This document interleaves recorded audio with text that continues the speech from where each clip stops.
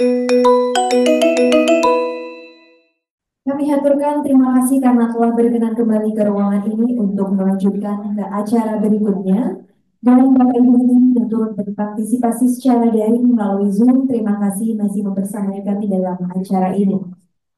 Sekaligus mengingatkan untuk Bapak Ibu yang bergabung secara daring untuk mengisi presensi online melalui form yang telah kami sediakan pada kolom pesan di Zoom meeting.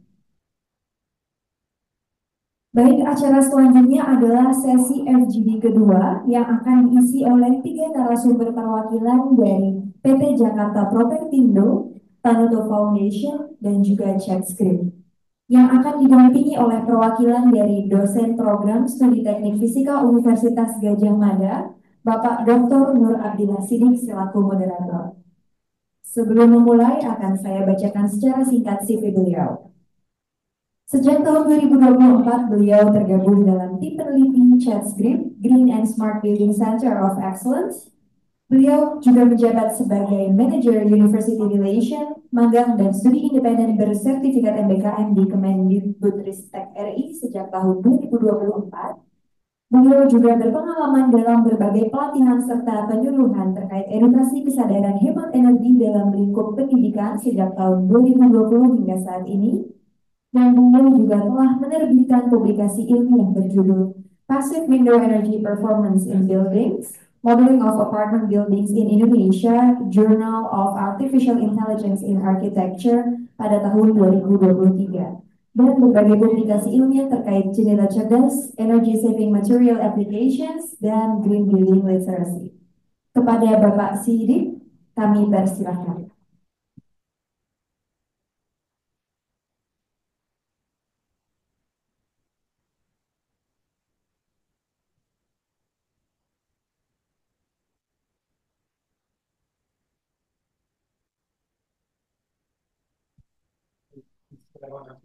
Assalamualaikum warahmatullahi wabarakatuh. Terima kasih Bapak Ibu sekalian ya. Tadi alhamdulillah FGD sesi pertama kita hari ini berjalan dengan lancar ya. Tadi kita juga telah mendengarkan perspektif yang sangat menarik terkait penerapan kebijakan ya dan juga praktek bangunan hijau yang kita singkat BGH serta bangunan gedung cerdas ya yang kita singkat dengan BGC. Tadi kita telah mendengarkan sudut pandang dari pemerintah pusat yang dalam hal ini adalah dari Kementerian Dalam Negeri, kemudian dilanjutkan dengan pemerintah daerah yakni Kota Samarinda hingga penerapannya tadi di lingkungan pesantren, dan juga kita telah mendengar tadi terkait kebijakan-kebijakan yang ada dalam lingkup BGH dan BGC. Nah, sesi pagi tadi menunjukkan betapa pentingnya begitu ya kolaborasi antara berbagai pemangku kepentingan untuk mencapai pembangunan berkelanjutan dan juga tentu mengurangi dampak perubahan iklim yang ada di Indonesia. Oke, kalau kita flashback kembali Bapak Ibu ya, jadi bangunan hijau itu sebenarnya bukan konsep yang sepenuhnya baru ya. Nah, kalau kita melihat ke sejarah gitu ya, terutama dari segi arsitektur, nah, apalagi arsitektur Indonesia ya yang tradisional itu kita mengenal ya, ada rumah adat Minangkabau misalkan, atau rumah panggung di Kalimantan. Kalau kita lihat strukturnya menggunakan bahan-bahan alami dan responsif terhadap perubahan iklim dan bisa menciptakan lingkungan yang nyaman dan efisien. Nah, prinsip-prinsip tradisional tersebut tentu sejalan dengan praktik BGH, di mana material yang ramah lingkungan dan juga desain yang memperhitungkan kondisi iklim menjadi fokus utama. Kemudian di era modern ada implementasi teknologi ya. Nah, inilah kemudian menjadi kunci dari bangunan gedung cerdas, yang saat ini tentu telah menghubungkan antara digital ya, untuk optimalisasi energi, keamanan, dan juga kemudian sistem monitoringnya yang berbasis IoT. Nah, berbagai macam sensor digunakan ya, yang tujuannya apa Bapak Ibu? Untuk meningkatkan efisiensi ya dari penggunaan energi yang ada di bangunan. Nah, dan di sesi kedua ini, sesi siang, kita akan menggali lebih dalam terkait dengan implementasi nyata konsep BGH dan BGC. Tentunya di sektor swasta ya. Nah, kemudian kita juga akan membahas bagaimana mempersiapkan SDM yang bervisi SDGs utamanya di sektor bangunan dan juga properti. Banyak sekali orang yang membahas tentang green block ya, dan nanti kita akan mendapatkan paparannya. Nah, pemateri pertama dari PT Jakarta Propertindo sebagai salah satu BUMD yang mengelola berbagai proyek properti dan infrastruktur di Jakarta. Tadi berdiskusi juga bahwa mengelola JIS ya, yang membuat JIS gitu, Jakarta Bangsa Stadium, dan nantinya diharapkan akan berbagi pengalaman dari Jakpro ya dalam menerapkan prinsip bangunan hijau dan gedung cerdas ya dalam proyek-proyek mereka. Nah, pengalaman mereka tentu harapannya bisa sangat relevan ya, mengingat peran penting dari properti dalam pembangunan perkotaan yang berkelanjutan, terutama metropolitan seperti Jakarta. Dan jadi kita lihat ya bahwa Jakarta termasuk smart city ya dari 3 yang ada di Indonesia, Jakarta, Medan, dan Makassar. Kemudian yang kedua, kita akan mendengarkan paparan dari Tanoto Foundation, organisasi filantropi yang berdedikasi untuk meningkatkan kualitas SDM di Indonesia. Jadi dari Tanoto nanti akan sharing bagaimana mempersiapkan SDM ya, dengan wawasan berkelanjutan dan juga wawasan Sustainable Development Goals, terutama di sektor properti dan bangunan. Tentu SDM yang sangat paham akan keberlanjutan itu sangat diperlukan Bapak Ibu untuk mewujudkan perubahan lingkungan yang nyata ya, baik di tingkat perencanaan, pelaksanaan maupun pengelolaan bangunan. Dan nanti terakhir dari Case Grip ya akan memaparkan bagaimana implementasi BGH dan BGC dalam bangunan Sustainable SGLC ya, Smart and Green Learning Center ya, yang dikelola oleh Fakultas Teknik UGM.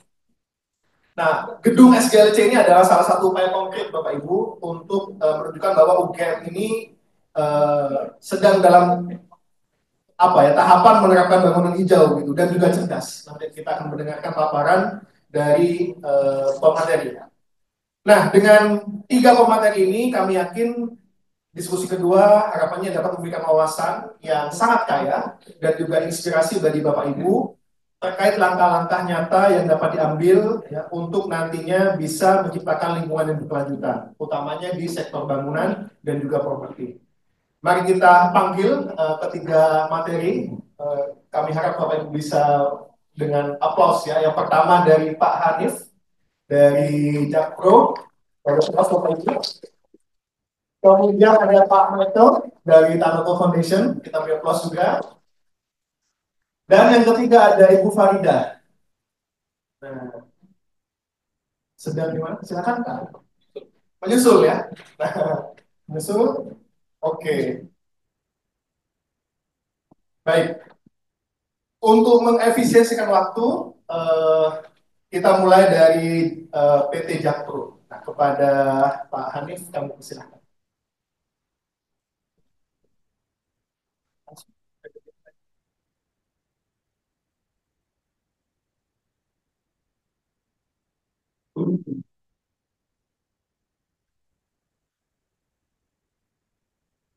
Oke, baik, terima kasih Bapak-Bapak dan Ibu sekalian. Mohon izin kami dari PT Jakarta Propertindo Persidoda untuk sedikit sharing apa yang telah kami perbuat dan apa yang telah kami kontribusikan kepada building dan smart building. Okay, next. Ya, ini sedikit profil saya. Next, langsung aja. Ya,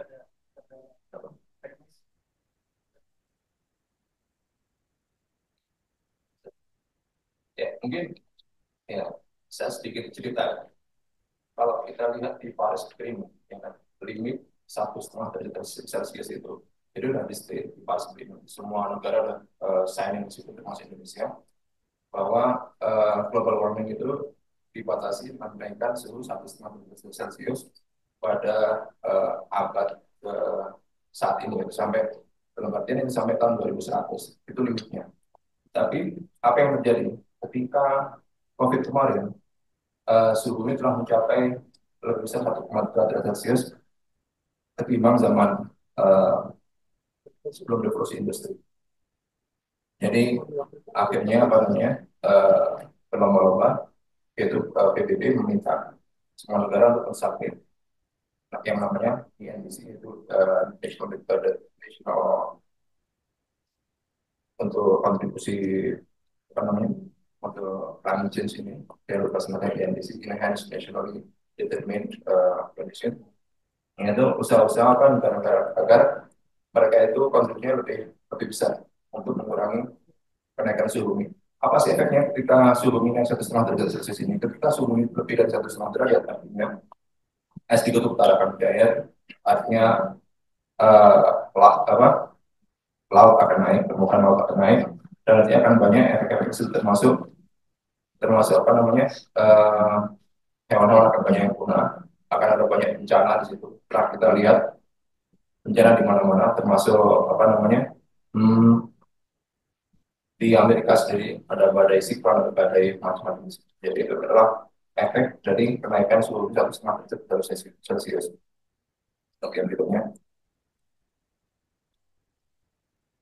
Oke, dari suhu bumi yang sekian itu apa sih kontribusi dari karbon itu sendiri? Jadi karbon itu, kalau kita lihat di grafik itu, ketika tahun 2024 yaitu saat ini, ya, ketika kita tidak melakukan usaha apapun, maka di tahun sekitar 2070-80-an, maka karbon dioksida akan sangat tinggi sekali. Dan itu artinya suhunya akan naik sekitar 4 derajat Celcius, dan itu sangat bahaya sekali. Suhu apa namanya kenaikan air laut bisa sampai mungkin lebih dari 80 cm. Itu akan membahayakan kota-kota di Pantura. Dan kita harus melakukan usaha. Jika usahanya setengah-setengah, maka emisi tetap akan tinggi. Jadi usahanya harus sangat optimal agar suhu bumi itu kembali normal, itu kembali turun. Uh, Emisi itu dari apa aja sih? Yang pertama yaitu apa namanya?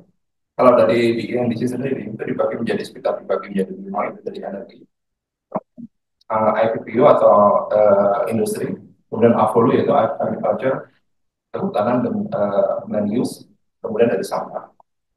Dari semuanya itu, sektor bangunan kontribusi sekitar 40% ini laporan dari IEA, International Energy Agency. Sehingga bangunan ini adalah apa namanya? Dia itu kontributor yang laten, itu tidak terlihat seperti transportasi yang mungkin polusi yang terlihat, tapi bangunan ini sangat-sangat apa ya, sangat signifikan seperti kontribusinya. Kemudian secara menghitungnya, di satuan internasional biasanya satuannya itu karbon dioksida ekuivalen. Dan zat-zat yang lain seperti metana, seperti NO2, seperti CFC itu sekian puluh sampai sekian puluh ribu kali dari bahayanya dari karbon dioksida itu sendiri. Oke, berikutnya.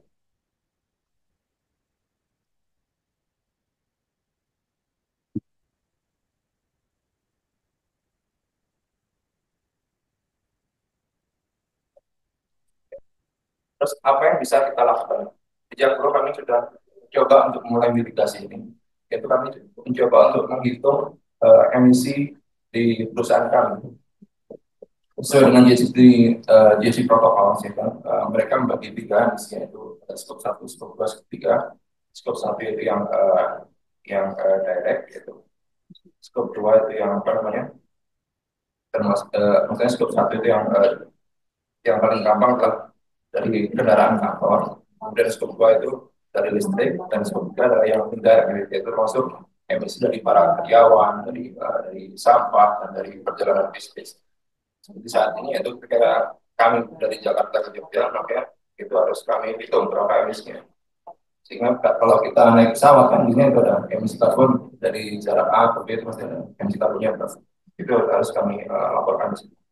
Kemudian dari itu setelah ada pelaporan, maka kita bisa menyusun apa sih langkah-langkah kita menuju net zero dan mitigasi dari langkah-langkah tersebut, mitigasi agar mengurangi emisi. Jadi di emisi itu ada yang namanya ada pencegahan dan pengurangan. Ketika kita sudah memiliki baseline yaitu 100, kemudian emisi kita itu 80, maka yang 20 adalah yang dicegah. Kemudian tapi kalau kita bisa mereduksi Dan dalam artian tahun depan nggak 100 lagi misalnya kita turunkan jadi 70. Jadi itu yang kita reduksi. Jadi kita harus mencoba kan agar baseline semakin lama semakin turun sehingga pada tahun 2050 seperti dalam target Jakarta kita bisa mencapai net zero. Oke, next. Ya ini sedikit saya susun, yaitu kami susun perbandingan dari standar green building internasional yaitu LEED dari Amerika, kemudian BM dari Inggris, dan green ship di Indonesia sendiri, dan kemudian peraturan PUPR tentang green building dan green building nomor 1 tahun 2021.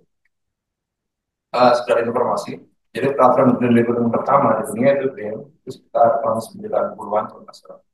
Tapi yang lebih terkenal saat ini di dunia adalah LEED karena yang dipakai di benua Amerika, di Eropa juga dipakai, di Indonesia juga beberapa gedung menggunakan LEED. Kalau kita lihat di sini, uh, persentase scoring untuk sektor energi yang terbesar adalah di LEED, yaitu sekitar 30%.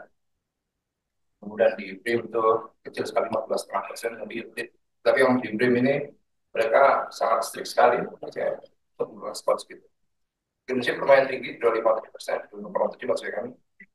Kemudian yang paling rendah yaitu di peraturan Kementerian PUPR ya, yaitu jadi itu dibagi dua, ada desain dan operasional. Di operasional skornya hanya sekitar 16%. Jadi padahal seperti yang kita ketahui di bangunan itu kan ada dua jenis emisi ya, ada embodied dan operational. Kemudian yang terakhir yaitu untuk end of life. Jadi emisi yang dikeluarkan ketika membangun masa konstruksi itu memang besar, tapi hanya sekali, ya udah selesai. Di masa operasional emisinya memang kecil, tapi itu akan dikalikan selama masa bangunan itu selama 50 tahun dan jumlahnya akan ada banyak sekali. Jadi mungkin orang bangun gedung, emisi embodiednya tinggi, operasionalnya mungkin rendah, untuk bangunan itu sendiri rendah, tapi dalam suatu kota itu nggak cuma dikalikan dengan waktu, tapi juga dikalikan dengan jumlah gedung itu dalam suatu kota. Jadi ini yang menjadikan emisi operasional itu sendiri itu sangat-sangat besar sebenarnya. Makanya kontribusinya terhadap suatu emisi urban itu tidak bisa diremehkan. Jadi Klaten katanya bangunannya biasa aja, nggak ada polusinya karena tidak terlihat, tapi bukan menyedot energi dari listrik, terus dari apa namanya, dari pengolahan sampahnya itu pasti mengeluarkan energi. Oke, berikutnya next. Lalu apakah hubungannya antara green building dan smart building?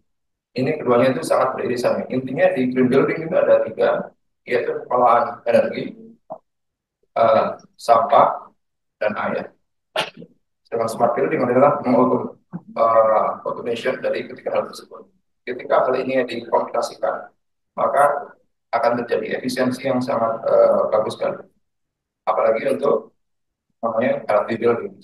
Karena kalau kita tergantung pada hal yang manual, kita tergantung pada manusia, maka bisa terjadi yang namanya human error.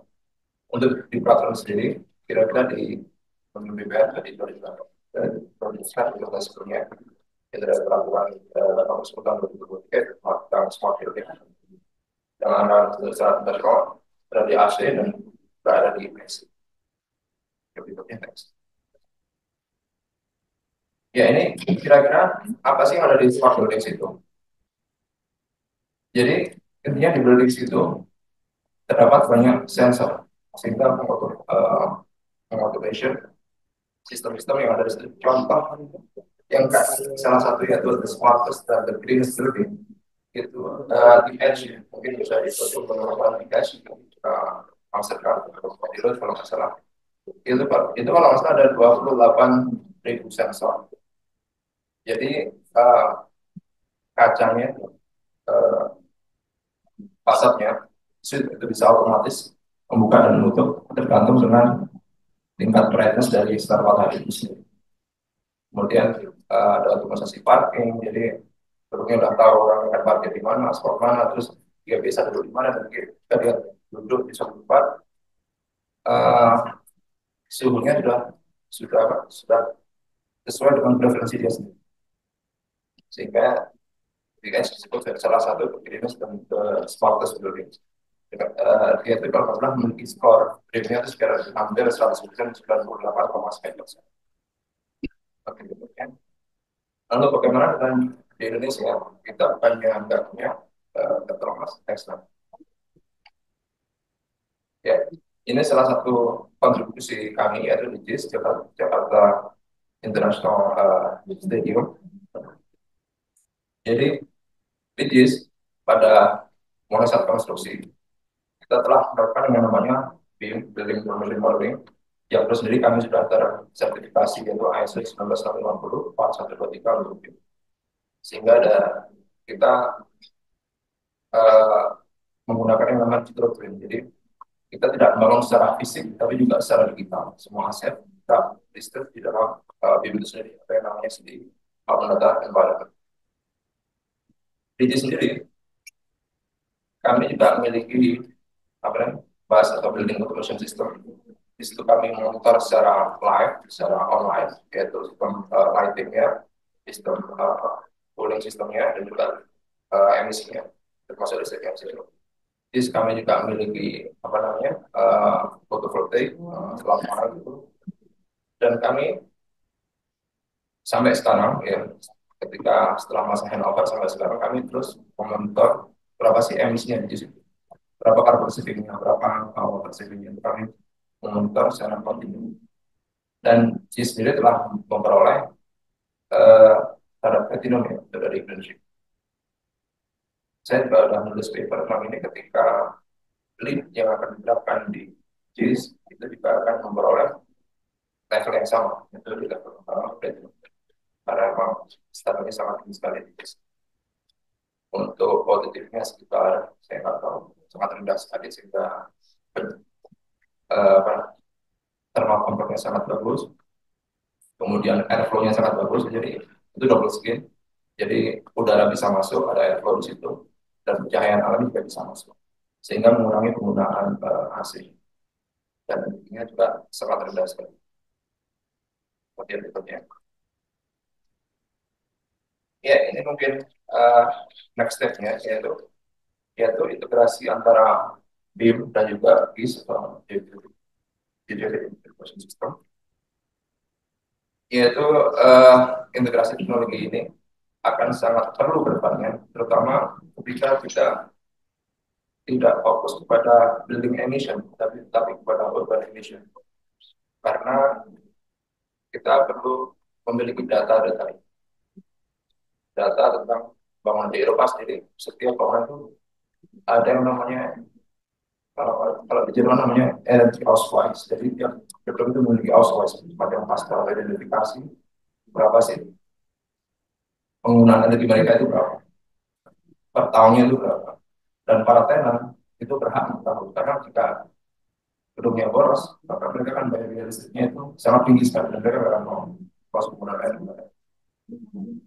Bisa ada.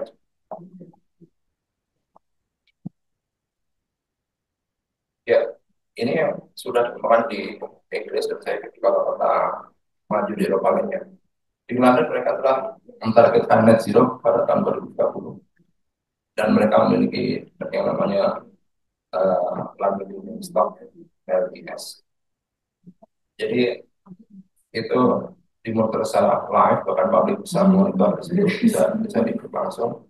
Ketika diklik itu keluar berapa sih jumlah bangunan, jumlah lantai itu berapa, penggunaan energinya berapa, terus itu bisa termonitor secara kontinu. Jadi itu sangat bagus sekali buat para stakeholder. Tapi ini bukan kerjaan satu malam, ini ada risetnya di yang lapangan itu. Jadi mereka collecting data itu sejak tahun 70-an. Jadi mereka memiliki data, jadi dan mereka bikin analisa staff model secara top down dan bottom up. Kalau tidak bisa bottom up, lewat marketing data, mereka akan sangat statistik secara top down, dan kemudian kita lakukan dengan yang tadi saya di slide sebelumnya, itu dengan GIS, lokasinya di mana, parameternya apa, dan secara mapping mereka bisa, kalau mereka mendapatkan data secara secara bottom-up, mereka dapat database-nya buat apa, lantai 1 buat apa, 2 buat apa, 3 buat apa. Atau mereka akan mengatur secara otomatis dan akan diperoleh suatu data secara berdiri secara otomatis seperti yang tergambar di sebelah kanan. Jadi ini akan sangat penting sekali bagi kita, pokoknya kalau kita ingin mencapai dan siswa. Terima kasih. Baik, kita ke close Bapak Ibu untuk Pak Hardik membuat itu. Jadi tadi menarik sekali ya, kalau Indonesia kan 2060 ya Pak ya, targetnya net zero emission ya. Jakarta 2050 ya, 10 tahun lebih maju ya. Kalau DIY belum tahu ya, kapan targetnya ya. Baik, tadi pemateri ketiga Bu Farida sudah hadir. Silakan Ibu. Oke. Mungkin Bapak Ibu sudah ada pertanyaan ya terkait tadi yang dipaparkan oleh Jakpro bahwa salah satu mega proyeknya adalah JIS ya Pak ya. Dan sudah dipakai di pertandingan level internasional ya Pak ya, sepak bolanya ya. Nah, ditahan dulu Bapak Ibu pertanyaannya. Kita akan mendengarkan paparan kedua dari Pak Michael dari Tanuto Foundation. Pada Pak Michael dipersilakan Pak. Terima kasih Pak. Mungkin saya siang hari ini agak zoom out sedikit ya dari pembahasan Jakpro nih. Jadi semoga bisa berguna. Tapi sebelumnya mungkin saya memperkenalkan Tanuto Foundation dulu. Sekali lagi. Jadi Tanuto, bisa.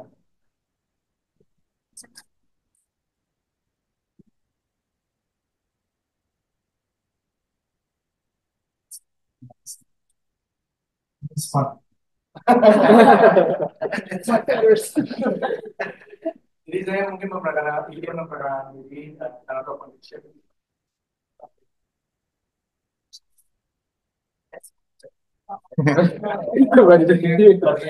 Ya selesai. Nggak pakai solar panel soalnya.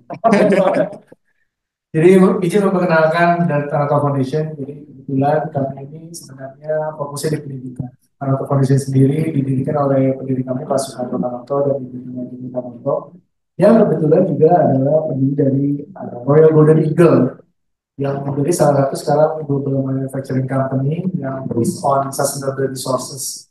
Jadi kalau Bapak Ibu ke RGE, komitmen kami terhadap Sustainable Development Goals itu sangat nyata.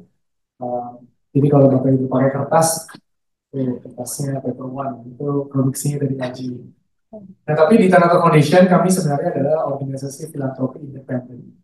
Bapak Soeharto Tanuto, Ibu Tina sangat komitmen terhadap pendidikan karena mereka sendiri tidak dapat menyelesaikan pendidikan pada waktu usia mereka muda.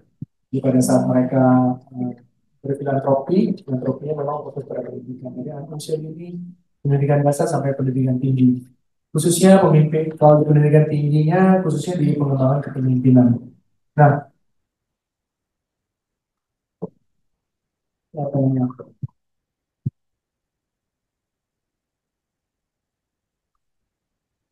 ya, di pengembangan kepemimpinan, nah kenapa kan saya ada di sini? Ini karena salah satu program dari Tanuto Foundation adalah SDG Academy Indonesia. SDG Academy Indonesia ini adalah hasil kerjasama antara UNDP dan Bappenas untuk melatih pemimpin masa depan, pemimpin hari ini dalam bidang sustainable development. Kami mulai dari 2019 untuk meningkatkan kapasitas pemerintah daerah untuk betul-betul mainstreaming SDGs ke dalam pembangunan di daerahnya. Dan saat ini kami berubah fokus sebenarnya, menambah fokus ke private sector, khususnya untuk mainstreaming SDGs dalam berbagai bidang. Nah, ini beberapa contoh dari customer kali ya kalau kita bicara di sini kan karena banyak orang bisnis mungkin di sini ya. Private sector ini customer kami di SDG Academy dari berbagai macam bidang dan juga dari berbagai macam kementerian. Nah, mungkin saya ada zoom out sedikit tentang SDGs di Indonesia. Nah, saya mau berkabar baik bahwa di Indonesia itu saat ini sudah 62% pencapaian SDGs-nya. Tapi jika kita zoom in, mungkin yang sangat relevan buat Bapak Ibu di sini adalah SDG nomor 11, Sustainable Cities and Communities. Kalau dilihat di sini, walaupun sudah banyak yang hijau-hijau, tapi ada yang merah tuh. Kalau lihat di sini, merah-merah itu adalah 11.6. 11.6 itu adalah Saya akan zoom sedikit. 11 tema itu adalah reducing the environmental impact of cities. Jadi dampak lingkungan dari perkotaan. Dan juga kalau 11.1 itu adalah affordable housing, safe and affordable housing. Nah, tentunya sustainable cities and communities ini tidak bisa tercapai jika SDGs lainnya tidak tercapai. Nah, Bappenas sendiri sebenarnya merasakan bahwa untuk mencapai SDGs di tahun 2030 perlu yang namanya multi-stakeholder partnership. Karena isunya sangat kompleks, skala dari masalahnya sangat besar. Maka dari itu tidak mungkin pemerintah sendiri yang bekerja untuk menanggulanginya. Makanya perlu universitas, perlu private sektor, termasuk juga BUMD sebenarnya, yang dalam tanda kutip private sektor juga. Ya, seakan-akan bisnis juga yang juga harus kontribusi dalam pencapaian SDGs. Nah, jika kita sama-sama bekerja sama, tentunya gap-gap seperti financing, kebijakan dan implementasinya juga dapat dipenuhi. Nah, tadi saya sempat bicara mengenai kalau SDG 11 itu tidak mungkin dapat tercapai jika SDG lainnya tidak tercapai. Nah, mungkin karena saya suka datang ke Jogja nih, saya tadi sempat lihat nih, Jogja ini adalah kota yang luar biasa ternyata. Indeks pembangunan manusia nomor 2 di Indonesia. Ease of doing business-nya, kemudahan untuk melakukan bisnisnya itu nomor 1 di Indonesia.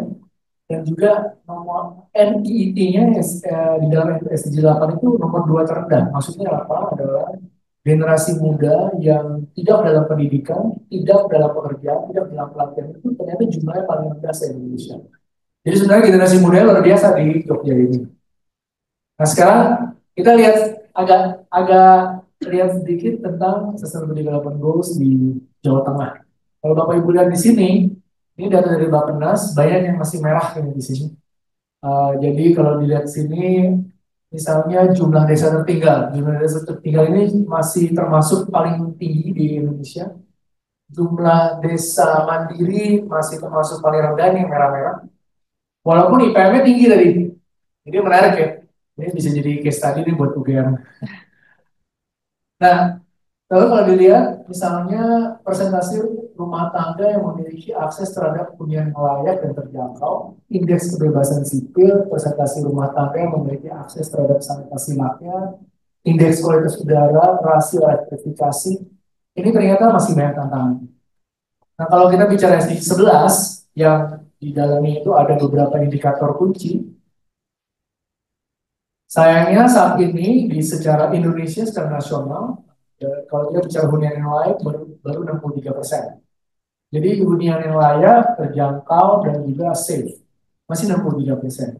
Nah, jika kita dapat mengadres SDG 11.1 ini, secara otomatis SDG lainnya juga ikut tercapai. Baik itu pengurangan kemiskinan, kesehatan yang layak, sanitasi dan higienitas, bauran energi terbarukan, dan lain sebagainya. Berikutnya juga misalnya akses terhadap transportasi. Kalau dilihat sini di Indonesia baru 56%. Ternyata saya juga kaget sebenarnya karena saya sendiri sebenarnya komuter. Jadi saya memakai kereta komuter di Jakarta setiap hari ngantor naik kereta. Itu ternyata baru 56% populasi Indonesia yang ternyata memiliki akses kepada transportasi yang terjangkau dan dalam, kalau tidak salah di SDG-nya itu adalah 0,5 km, setengah kilometer dapat akses transportasi yang baik. Nah, jika kita bisa addressing this, tentunya SDG lainnya sudah dicapai. Nah, ini khusus Jogja nih. Maaf ya Bapak Ibu yang tinggal di Jogja. Jogja ini saat ini masih lagi darurat sampah ternyata. Dan ternyata data di Yogyakarta sendiri 90% sampah yang masuk ke TPA itu adalah datang dari rumah tangga. Jadi kalau kita bicara hunian yang layak, hunian yang sehat, lingkungan yang sehat, sustainable cities and communities, nggak bisa enggak kita harus melihat dari pengelolaan sampah di sekitarnya. Jadi ini beberapa zooming out ya. Nah sekarang kira-kira saya ingin membawa Bapak Ibu untuk melihat, oke, bagaimana kita mempersiapkan sumber daya manusia yang dapat tackling challenges yang ada di sekitar kita. Khususnya kalau tadi bicara ada Bapak yang sempat mention tentang green jobs ya. Hari ini di Bappenas sendiri sudah akan launching sebenarnya peta jalan pengembangan green jobs di Indonesia, termasuk juga skill yang dibutuhkan, kompetensi yang dibutuhkan, dan prioritas apa yang investasi yang perlu diberikan. Nah, dari dokumen ini sebenarnya green job itu adalah tidak hanya mengenai renewable energy, tidak hanya mengenai energy transition, tapi juga multisektoral, sorry. Termasuk juga tentunya green building. Termasuk juga misalnya kalau Bapak Ibu karirnya ada urban planner. Urban planner, seorang urban planner actually is a green job juga. Saya akan memberikan beberapa contoh. Bagaimana pendidikan tinggi yang dapat berperan untuk mendukung penciptaan green jobs? Tentunya perlu ada transformasi. Dan tadinya mungkin di kota-kotakan antara fakultas, mungkin kalau dilihat di sini Bapak Ibu mungkin hadirnya dari fakultas teknik, misalnya. Tapi sebenarnya banyak sekali fakultas-fakultas yang lain yang tentunya nanti akan terlibat dalam green economy. Nah, saya ingin membawa dalam diskusi pada siang hari ini mengenai bagaimana sebenarnya framework pada pendidikan tinggi khususnya untuk mempersiapkan green talent. Saya ingin memperkenalkan framework yang namanya Education for Sustainable Development, yang sebenarnya saya ingin merubah narasi tadi green skill ya. Green skill hanya sekedar mengenai energi terbarukan, tapi sebenarnya multisektoral.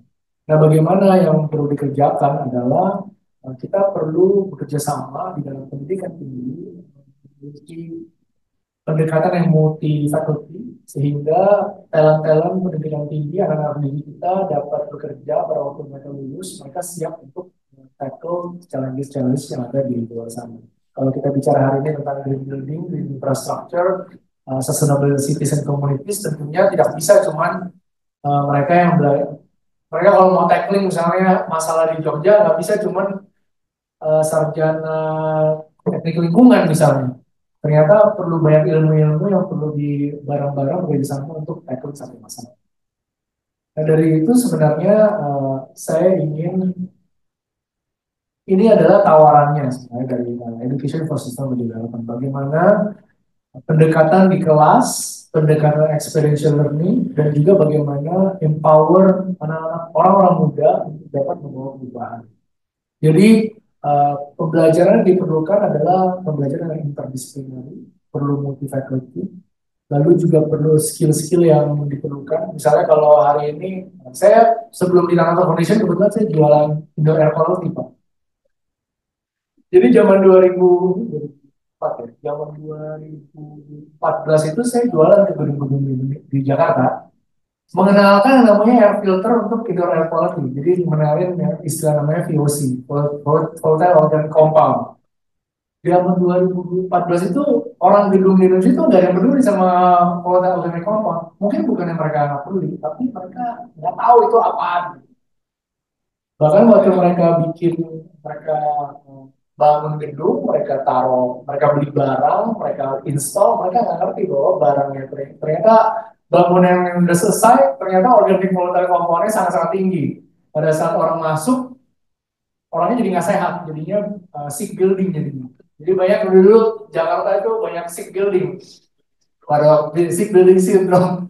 Jadi waktu 2014 itu saya jualannya air filter dan lain sebagainya. Kerjaan saya waktu itu bersih-bersihin gedung-gedung gitu, install filter.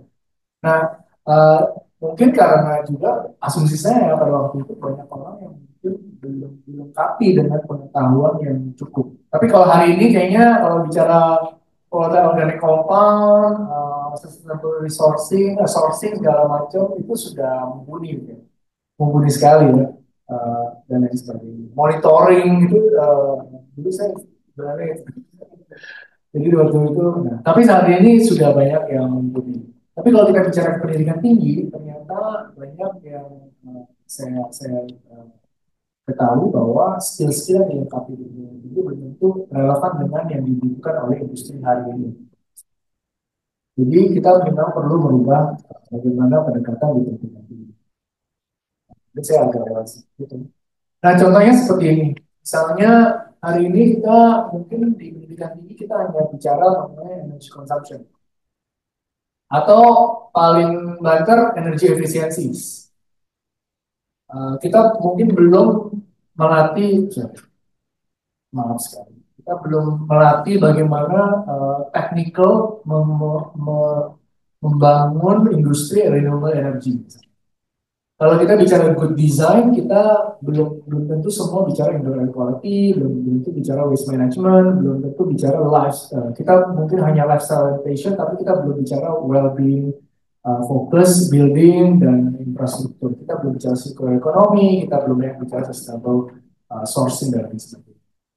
Nah, ternyata pada saat bangunan itu dibangun, infrastruktur dibangun, sebenarnya banyak teori-teori perubahan perilaku yang diperlukan. Bagaimana orang seperti dari Bapak, perusahaannya sudah menerapkan kalau traveling, karbonnya mesti dihitung. Belum tentu semua perusahaan seperti itu.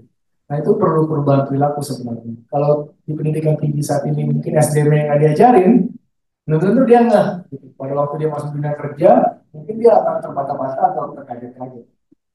Nah, dari itu akhirnya di Kanoto Foundation kami modeling sebenarnya bagaimana kita mencoba mengimplementasikan pendekatan itu ke pendidikan tinggi. Jadi sejak tahun lalu kami bekerja sama dengan UNESCO, kami ada program namanya Global Youth as Researcher, di mana orang-orang muda ini turun ke lapangan, melakukan participatory action research, lalu mereka melihat kondisi challenges yang ada di lapangan, lalu mereka merekomendasikan sesuatu, bahkan bekerja sama dengan pemerintah daerah setempat, lalu menawarkan solusi. Nah, terakhir saya akan tutup dengan ini kebetulan saya ambil Google Map nih dari atas Alana Hotel. Jadi gambarannya kalau Bapak Ibu dosen-dosen di pendidikan tinggi, mungkin ini bisa jadi salah satu pendekatan di kelas ya tentang tadi education for sustainable development. Mahasiswa-mahasiswi dapat diberikan peta, lalu mereka disuruh turun ke lapangan, lalu bertanya hal-hal seperti ini. Misalnya, apakah masyarakat mengetahui betul bahwa mereka punya public space atau ada fasilitas publik yang dapat diakses?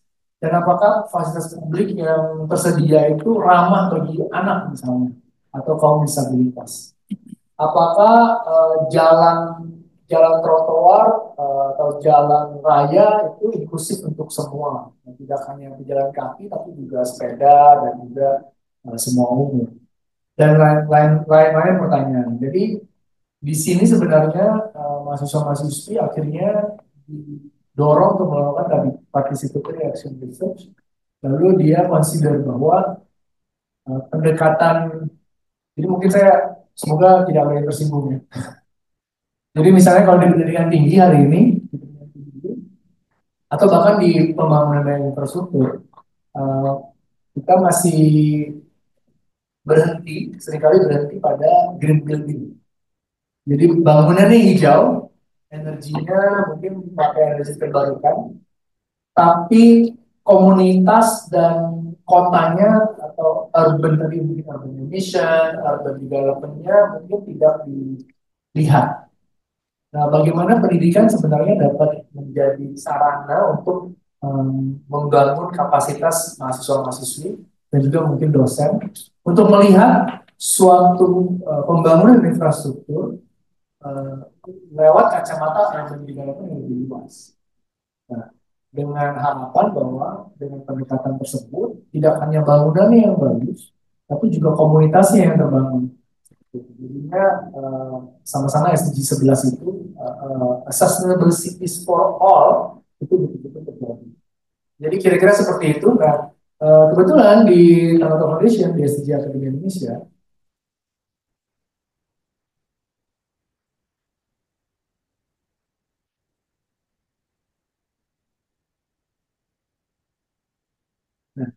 di SDG Akademi Indonesia kami sebenarnya ada mobile program untuk semua siapa saja yang mau belajar.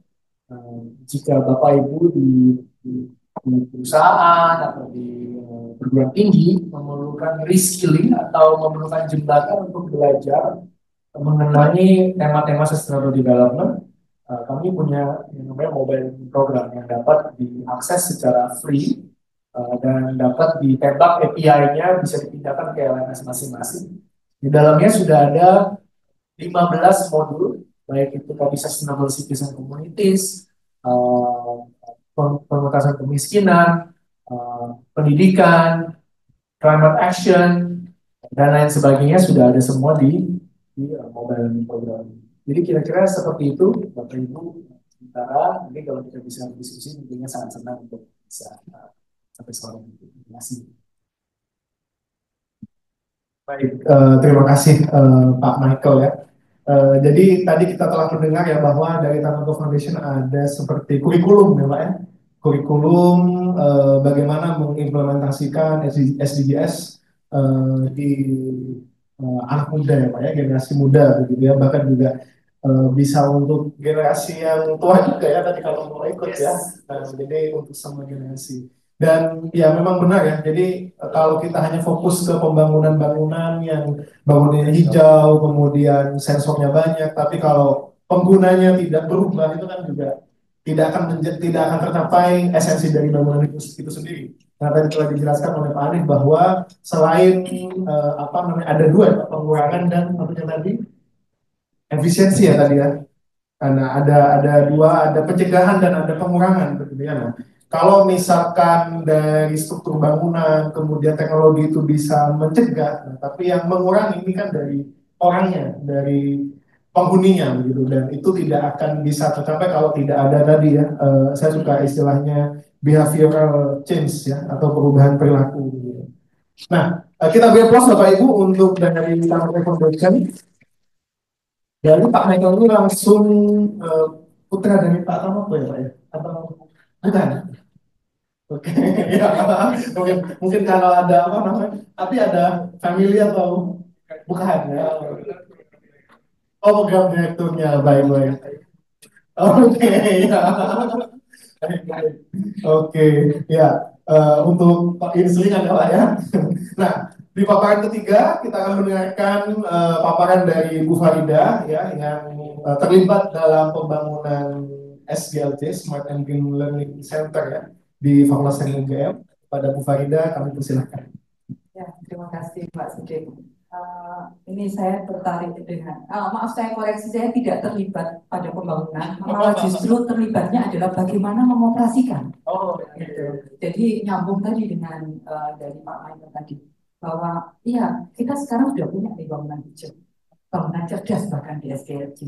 Nah, ternyata tantangan mengoperasikan itu lebih apa ya, lebih menarik, lebih besar karena terkait dengan perilaku.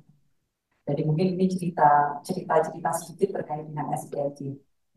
Perkenalkan saya Farida. Ini kebetulan saya di sini saya diundang sebagai tidak ya. Saya bicara sebagai manajemen Fakultas Teknik. Jadi itu yang kemarin kami mendapatkan gedung. Labelingnya adalah gedung hijau dan gedung cerdas. Jadi di UGM, di salah satu gedung di UGM ini. Nah, ini cerita apa sih kendala tantangan kami pada saat kami mengoperasikan itu. Next.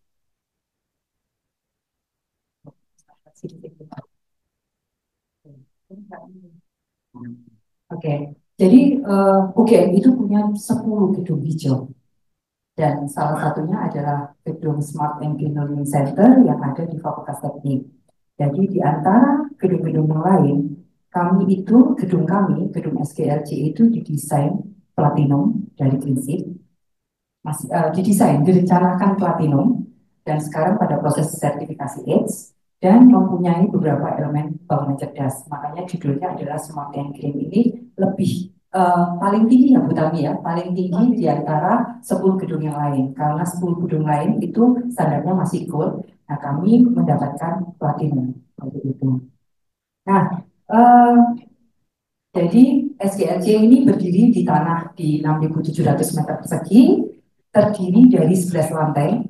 Jadi lantai pertama itu adalah lantai aktivitas mahasiswa terbuka, tapi sekarang sudah sebagian alih fungsi sebagai kantin terbuka. Ini nanti salah satu perilaku. Kemudian lantai 2-nya administrasi dan layanan, lantai 3-nya kami ada ruang meeting dan auditorium yang disewakan. Kemudian lantai 4 sampai dengan 11 itu adalah ruang kelas yang difungsikan sebagai pembelajaran bersama semester 1 sampai dengan semester 4 semua program studi. Jadi impian kami bahwa kalau kuliah bersama-sama, sekat ilmu antar departemen akan berkurang, bisa saling berdiskusi dan sebagainya. Selain ruang kelas, di beberapa spot itu ada co-working space yang bisa dimanfaatkan diskusi antar prodi, antar jurusan dan sebagainya di SDRJ itu. Nah, target desain bangunan hijau itu adalah ada energy saving 42%, ada water saving itu 89%, dan green area 16%. Nah, kalau misalnya kita urai sedikit terkait beberapa kriteria bangunan hijau, di bangunan hijau kami dari sisi tata tempat guna lahan, area hijau kami memang 13% dari luas area tanah, di mana 72% itu adalah tajuk vegetasi. Kemudian di situ tersedia akses pejalan kaki dengan kanopi vegetasi. Lokasi kami adalah lokasi strategis di beberapa fasilitas umum di sekitarnya, ada sekitar 12-an fasilitas umum. Kami punya transportasi publik, ada bis listriknya UGM, dan kemudian manajemen limpasan dengan teknologi longsor ponnya. Kemudian dari sisi dari kriteria efisiensi dan konservasi energi, jadi bangunan ini dibangun dengan desain OTTV sampai mencapai 20 watt per meter persegi, itu sangat kurang dari standar ya, 35 watt per meter persegi. Jadi kami diuntungkan karena memang bangunan SGLJ ini sisi memanjangnya menghadap utara selatan, sehingga memungkinkan didesain dengan bukaan yang lebar dan pencahayaan alami bisa masuk sekitar 43%. Kemudian di situ juga kami menggunakan peralatan hemat energi, baik dari sisi pengkondisian udara maupun lampu. Kemudian ada kontrol lampu, sebenarnya ada kontrol HVAC, ada energi monitoring system, dan kami ada solar panel sebesar 62,4 kW yang terpasang di sana. Dari kriteria konservasi air, siklus air didesain untuk dapat memanfaatkan air alternatif berupa tampungan air hujan, kemudian ada air daur ulang, saniter, hemat air sampai dengan 78%, ada pengukuran energi air, dan secara perhitungan konsumsi air itu hanya di sekitar 11% dari baseline konsumsi air yang umumnya gedung-gedung berjalan. Nah, kemudian dari sisi kesehatan dan kenyamanan ruang, di situ ada pengendalian terkait visual comfort, thermal comfort, ada instalasi udara bersih, ya kan? Dan tentunya karena memang bukaan-bukaan lebar, itu pandangan keluar sangat nyaman sekali. Jadi kalau pagi hari ngajar, itu bisa lihat Merapi. Nah, itu indahnya di situ. Bagi yang mengajar, kalau mahasiswanya ada dosennya ya, tapi kalau yang ngajar itu Merapi. Jadi gitu. Kemudian dari sumber dan siklus material, poin yang diambil adalah kita menggunakan bahan refrigeran dan bahan pemadam kebakaran dengan bahan non-OGS yang ramah terhadap lingkungan. Kemudian dari manajemen lingkungan bangunan, ada pengolahan sampah yang sudah kita rencanakan dengan memanfaatkan TPS kawasan. Ini awalnya ya, TPS kawasan, TPA Piungan, dan UGM itu ada yang namanya Rindu ya, dari di situ. Nah, kemudian dari sisi bangunan cerdas, kalau kita merujuk pada standar teknis dan penilaian PGC Kementerian PUPR, SGLJ itu punya 16 elemen bangunan cerdas, 13 dari 16 elemen bangunan cerdas. Jadi di situ ada macam-macam elemen bangunan cerdas, disertai dengan berbagai macam sensor yang terpasang, sampai dengan sensor akselerometer itu ada. Dan sebenarnya akselerometer itu tidak ada pada elemen PGC karena mungkin kebutuhan penelitian ya, karena memang bangunan ini harus didesain tahan gempa. Nah, jadi itu karena memang pendananya adalah pendana yang wajib, itu salah desain harus tahan gempa gitu ya. Jadi seperti itu. Kemudian di situ juga kami punya yang namanya building management system yang terpasang. Dari building management system memungkinkan kami untuk memantau dan memantau operasional bangunan dan mengontrol kondisi-kondisi di dalam bangunan. Itu yang ada di SGLJ. Nah, tantangannya apa dalam operasional? Jadi kami menempati bangunan ini itu di pertengahan 2022 setelah pandemi COVID. Jadi selama pembangunan relatif kami tidak tahu proses pembangunannya. Jadi kami langsung disuguhi ini loh bangunan cerdas, bangunan hijau. Ya kami sebagai manajemen jujur aja Bang, ini terus bangunannya diapakan? Gitu. Ya, karena memang kan kami tidak terbiasa hidup dengan teknologi seperti itu atau teknologi bangunan hijau dan sebagainya. Jadi kalau kita lihat bahwa yang namanya sistem bangunan itu dipengaruhi oleh uh, seluruhnya fasadnya, utilitas bangunan yang terpasang, iklim di mana bangunan itu terjadi, dan tidak lupa memang penghuni dan perilakunya. Itu memang sangat mempengaruhi sistem yang ada di bangunan. Nah, tantangan ini adalah masih beberapa yang saya sajikan di sini, tantangan yang terjadi uh, uh, yang harusnya dioperasionalkan sesuai dengan bangunan hijau, tapi kenyataannya tidak bisa kami operasionalkan. Yang pertama adalah silau. Jadi ini memang kasus yang banyak terjadi pada bangunan hijau yang tinggi, silau. Karena memang dalam desain silau itu susah sekali terkuantisasi. Silau akhirnya memang sama namanya vertical plane. Kemudian yang kedua, iklim panas. Jadi Jogja akhir-akhir ini, setahun 2 tahun ini memang tapi tidak hanya Jogja ya, itu panas sekali. Sehingga yang kami rasakan adalah setting 25 derajat Celcius di dalam desain itu tidak cukup. Jadi kami sering ditegur oleh timnya Butami, tim hijau UGM. Jadi ini harus 25 derajat. Oh tidak bisa, kami merasa kepanasan.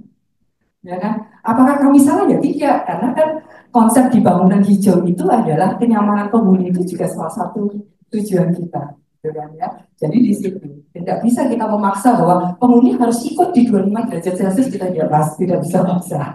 Mau tidak mau adalah kita turunkan 25 derajat. Sebenarnya di sana itu ada ventilasi alami, tetapi ventilasi alami tidak bisa dengan gampang kami buka, kami tutup. Alasan pertama 2 hari kami pakai SGLC, isu kesehatan mental.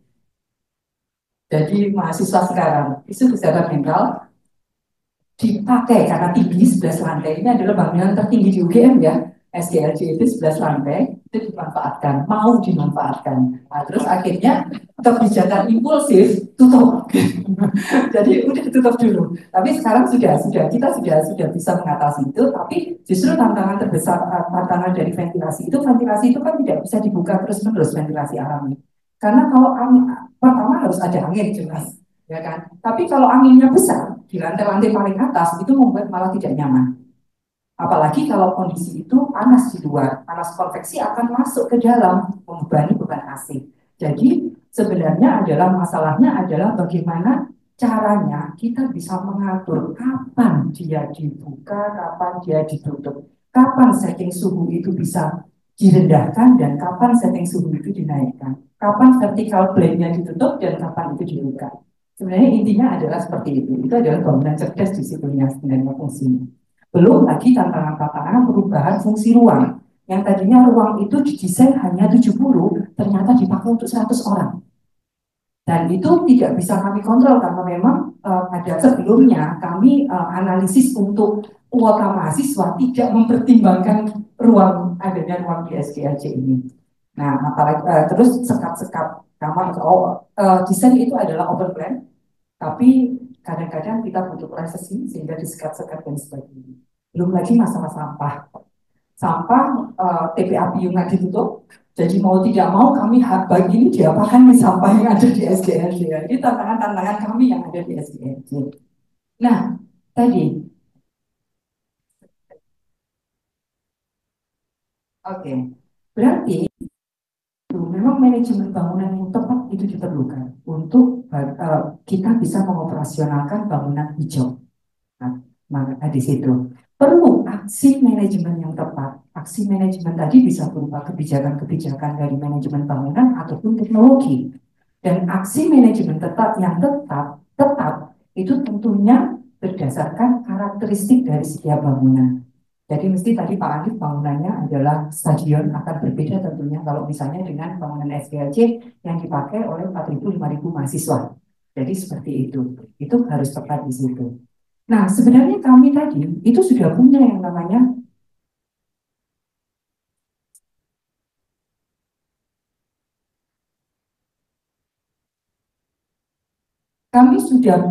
SGLC itu sudah disebut bangunan cerdas dengan yang memiliki BMS. Mungkin sedikit review saja. Ini kalau dosen itu pasti merujuk teori ya Pak ya. Itu memang kayak gitu lah. Jadi yang namanya apa sih BMS yang terpasang di tempat kami itu?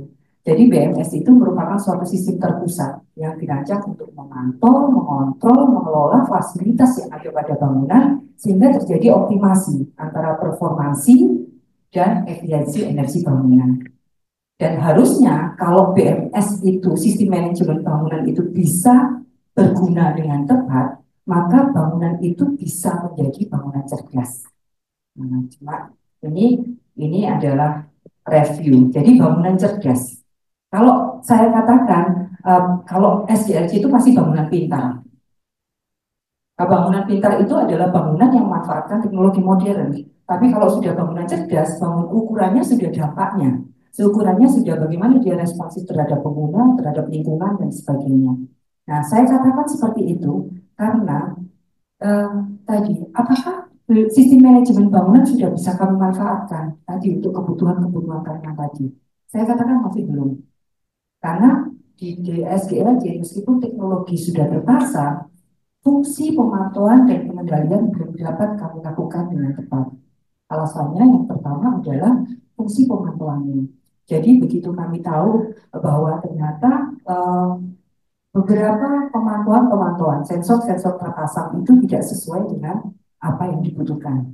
Jadi misalnya sederhana sekali sensor okupansi yang dipasang untuk suatu ruang yang aktivitasnya aktif. Sehingga kalau untuk rapat ya mati sendiri pasti. Nah itu satu contoh yang kecil. Dan juga tidak semua ruang terpasang. Karena memang banyak ruang di dalam SDLC itu sehingga memang kalau untuk BMS yang bagus itu semua sensor terpasang. Makanya yang namanya BMS itu mahal. Kemudian yang kedua, eh, kami tidak bisa mengakses sistem dengan bebas. Artinya gini, pada saat kita bicara kontrol, kita akan membutuhkan tuning-tuning yang tepat sesuai dengan aktivitas bangunan kami, ya kan?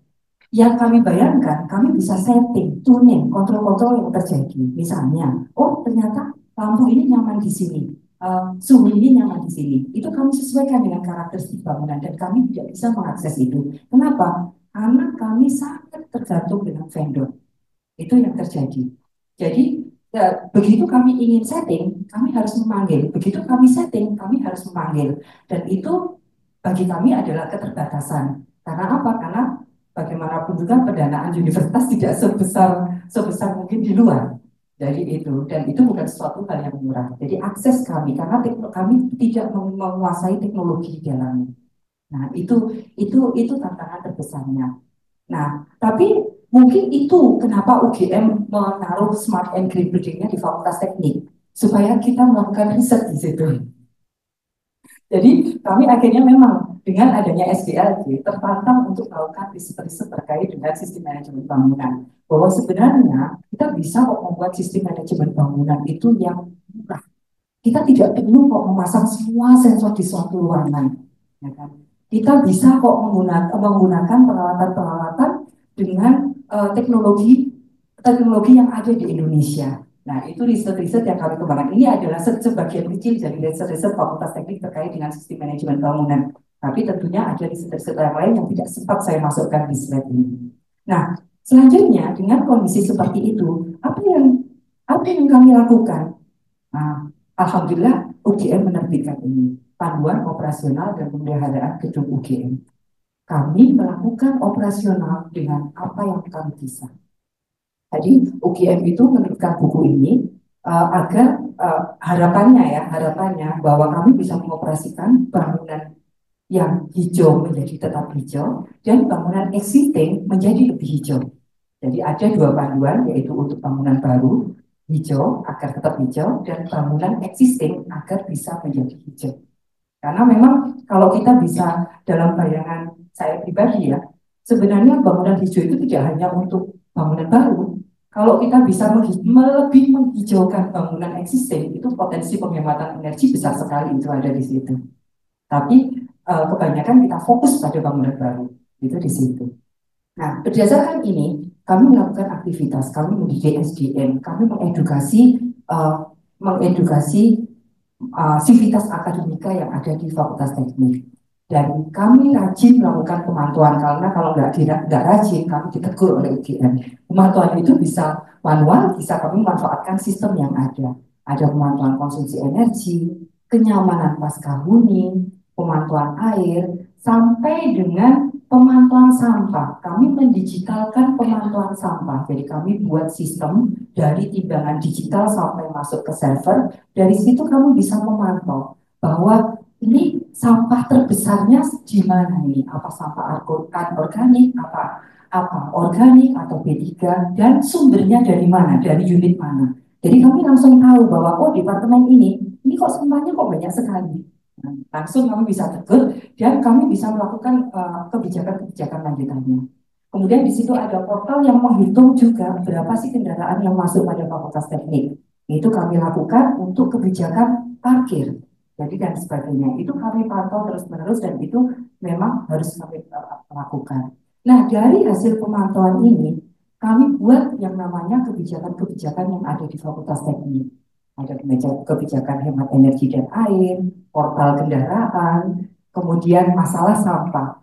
Kami semenjak TPA Piungan itu tidak bisa menerima, kami melakukan pemilahan dan pengolahan sampah mandiri di Fakultas Teknik. Tidak kami jadi sampah dari Fakultas Teknik tidak kami keluarkan. Dengan cara apa? Dengan cara pertama adalah bagaimana menekan sampah yang tidak organik. Edukasi. Kami menggunakan larangan penggunaan plastik sekali pakai di Fakultas Teknik. Dan kita edukasi dengan tumbler dan sebagainya. Gitu. Kemudian dari situ itu yang memang yang terakhir ini paling banyak kami lakukan adalah di sampah karena memang ini masalah yang kita hadapi. Masalah yang di depan mata adalah sampah. Itu banyak sekali terkait dengan sampah. Meskipun kebijakan-kebijakan itu banyak sekali protes dari semua aktivitas akademik yang tadinya gampang sekali membeli makanan dari luar masuk ke Fakultas Teknik sekarang sudah kami larang. Yang tadinya gampang sekali untuk konsumsi rapat kami larang. Jadi botol-botol seperti ini sudah kami larang. Ini tidak boleh ya. Ini kalau di Fakultas ini pakai botol kemasan sudah tidak boleh. Kami sudah larang itu. Nah, kemudian dan di satu sisi tantangannya adalah edukasi. Jadi kebijakan edukasi ini sampai bawah kami angkat sebagai kebijakan zona integritas Fakultas Teknik di 2022-2023. Edukasi terkait dengan SHE. Jadi edukasi kami lakukan baik media sosial maupun digital, kami punya Instagram, kami punya Videotron, kemudian di tempat-tempat strategis dan di kegiatan-kegiatan kampus. Itu kami edukasi. Ini adalah salah satu contoh di kegiatan mahasiswa baru, kita konsumsi tanpa adanya kemasan. Jadi langsung menggunakan piring, kemudian tanam pohon bersama dan sebagainya. Sampai kami juga tekankan kebijakan terkait dengan lingkungan ini itu melalui ucapan selamat Idul Fitri ke semua mitra kami. Jadi ini adalah salah satu contoh video. Bisa dibuka dari mana? Nah, nggak apa-apa cuma biar. Kehidupan terus berjalan. Manusia terus saja punya keinginan. Permintaan kepada alam pun tidak pernah berhenti. Dan alam pun masih saja terus memberi. Hingga ada dampak yang lambat laun kita rasakan. Perubahan iklim, suhu berubah drastis, dan berbagai bencana yang tak terduga. Banjir masih menggenangi sejumlah kawasan di Pantura, Jawa Tengah. Cuaca ekstrim yang ditandai dengan tingginya intensitas hujan menjadi salah satu penyebab jebolnya tanggul sungai di beberapa daerah yang akhirnya memicu banjir. Badan Meteorologi, Klimatologi, dan Geofisika memperkirakan cuaca ekstrim masih berpotensi terjadi hingga tanggal 20 Maret 2024. Sebagai insan teknik, kita harus turut mengambil bagian dalam memperlambat perubahan iklim. Ya, kita semua harus ambil bagian untuk mengendalikan perubahan iklim, tanpa terkecuali. mulai dari diri sendiri dan sekarang. Mari manfaatkan energi secara bijak agar tidak semakin membebani.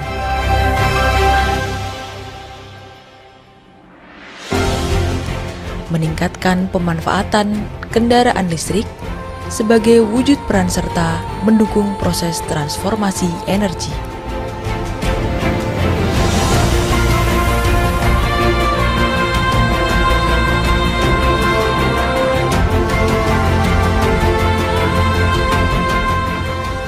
Penerapan pembatasan lalu lintas kendaraan untuk turut serta berperan mengurangi emisi.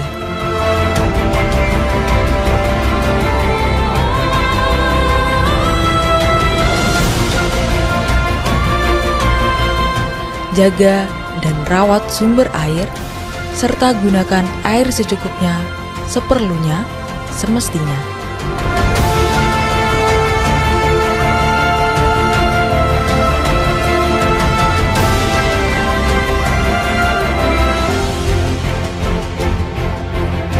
Turut mengurangi sampah, serta memilah dan membuang sampah pada tempatnya.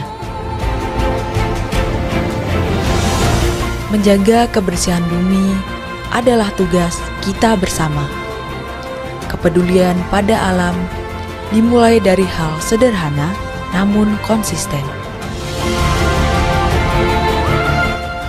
Perubahan iklim menjadi bukti bahwa kesalahan kita bukan hanya dengan sesama manusia, namun juga pada alam semesta.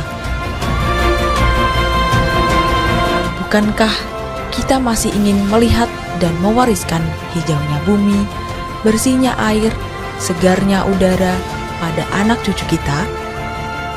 Mari jaga dan rawat satu-satunya bumi yang kita miliki.